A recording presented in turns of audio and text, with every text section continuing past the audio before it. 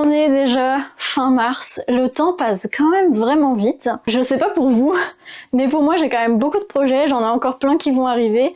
Forcément, il va y avoir une petite pause dans mes vidéos au mois de mai, peut-être ça va ralentir au mois d'avril aussi parce que forcément je suis censée accoucher au mois de mai. Donc là, c'est clair qu'à ce moment-là, ça va ralentir un peu. Mais en attendant, j'ai quand même plein de projets et j'en ai fait ce mois-ci. Alors Dorine, qu'est-ce qu'on a fait ce mois-ci? Donc on a eu le bal pourpre qui s'est passé la semaine passée, je pense. Oui, le 22 mars. En tout cas, ça m'a quand même occupé pas mal tout le mois. Ça m'a pris à peu près 3 semaines. Normalement, c'est des projets qui me prennent beaucoup moins de temps, mais j'avais 3 parties à faire dans mon costume.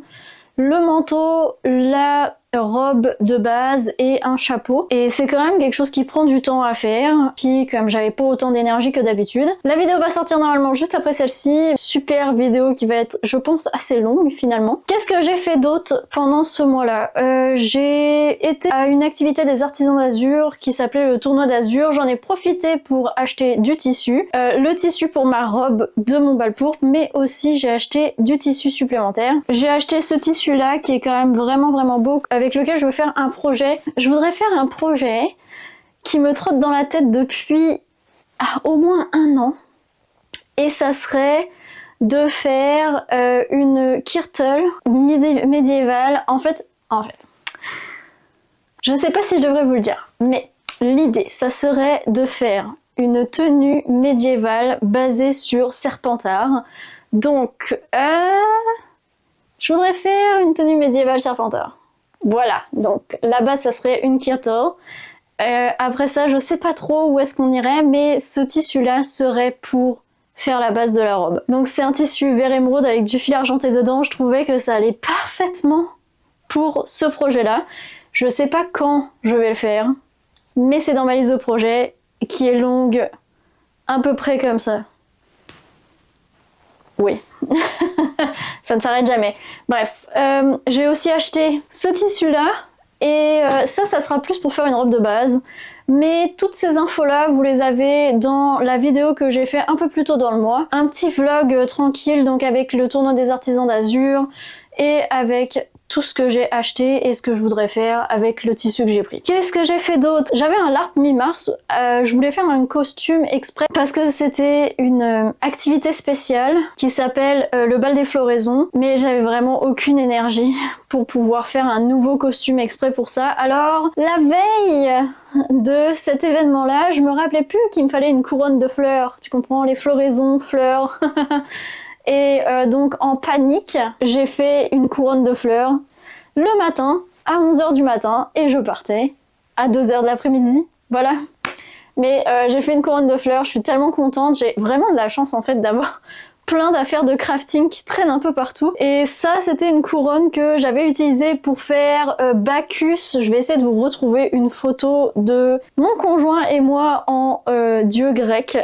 Et j'avais utilisé cette couronne-là pour faire ça. J'ai juste tout scrappé et j'ai pris des fleurs que j'ai artificielles chez moi parce que j'ai comme une couronne que je change à toutes les saisons. Donc j'ai juste pris ce qui me restait, enfin ce que j'avais un peu en plus pour que j'ai pas mis dans cette couronne-là, qui faisait printemps, qui faisait cute floraison, bref. Donc j'ai fait cette couronne finalement, voilà. Je trouve que ça fait très nid d'oiseau, mais ça allait très bien pour ce que je faisais et puis pour mon personnage. Sérieusement, quand je l'ai fait après, je me suis dit si j'avais eu justement des oiseaux, je les aurais mis, ou des papillons, des trucs comme ça pour que ça fasse comme plus de volume en 3D. Mais quand même, très haute, non? Bref. Qu'est-ce que j'ai fait d'autre? Eh bien, j'ai aussi fait quelques petites affaires pour la petite qui arrive. Comme des lingettes faites maison, parce que j'ai du coton qui me reste, puis j'ai acheté juste une serviette éponge pas chère, tac tac, des cotons. J'ai une surjeteuse, ça me permet de l'utiliser aussi un petit peu. C'est quand même super simple à faire, tu utilises la taille de carré que tu veux, tu copies ça, tac, tu le passes dans la surjeteuse. Si t'as pas de surjeteuse, c'est vraiment pas compliqué. Tu utilises ta machine à coudre, tu mets en mode zigzag et tu mets le zigzag le plus court possible et tu fais tout le tour avec. Fini, super simple. Et ça fait vraiment des affaires vraiment pas chères parce que ça se vend quand même cher ces lingettes là normalement, toutes faites dans le commerce. Et aussi j'ai fait une modification sur un bavoir. J'ai rajouté du velcro en fait dans le cou parce que c'était juste un truc que tu passais à travers la tête. Je sais pas, ça me fait un peu paniquer si jamais faut le retirer vite. Donc j'ai juste coupé au milieu en arrière et j'ai rajouté du tissu éponge avec du velcro dessus. Et comme ça au moins ça se défait vraiment beaucoup plus facilement. Je pense que c'est pas mal ça, ça va être quand même un petit vlog assez court. Mais j'avais prévu de faire une vidéo sur Picoline, je pense que j'en parlais au dernier récap du mois pour ce mois-ci. Ça sera le mois prochain, parce qu'il faut savoir que donc là j'ai plus aucun événement du tout de prévu parce que j'ai juste plus d'énergie pour faire ça. Et plus ça va, moins ça va. Je vais certainement faire ça le mois prochain. Et d'ailleurs, en fait, je pense vraiment que je vais faire cette vidéo-là le mois prochain.